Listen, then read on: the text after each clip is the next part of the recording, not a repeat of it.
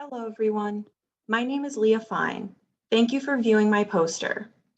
Over the summer, my co-PIs and I conducted an electronic survey of St. Louis Zoo staff members involved in conservation work.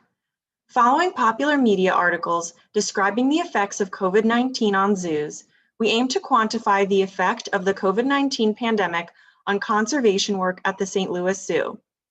Staff members identified as working most closely with conservation were sent an electronic survey via Qualtrics. They were asked occupational questions related to their attitudes and practices around conservation work.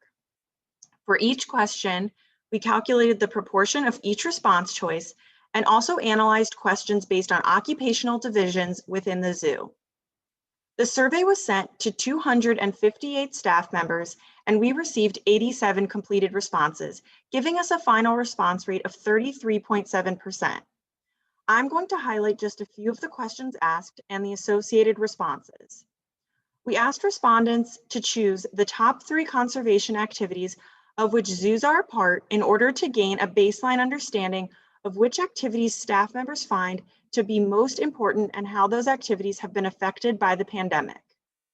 The top 3 responses were local, national, and/or global field wildlife management and recovery programs, caring for animals in the collection, and genetic breeding programs. For each of their top 3 choices, staff were asked to indicate how the pandemic has affected the ability of the St. Louis Zoo to complete it.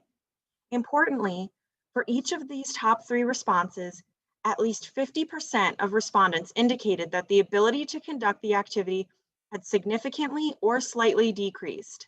For genetic breeding programs, 66.7% of respondents indicated that the zoo's ability to conduct this activity had significantly or slightly decreased. 50% of respondents indicated that caring for animals in the zoo's collection had significantly or slightly decreased. 90.9% of respondents indicated that the ability to conduct local, national, and/or global field wildlife management and recovery programs had significantly or slightly decreased. We also asked respondents about current and long-term challenges to conservation work. The top 3 current challenges suggested were lack of funding, reductions in zoo visitors, and inability or reduced ability to access field sites, labs, or other sites of conservation work. Both globally and at their institution, respondents indicated that the lack of funding and reduced travel would likely be challenges to conservation work long term.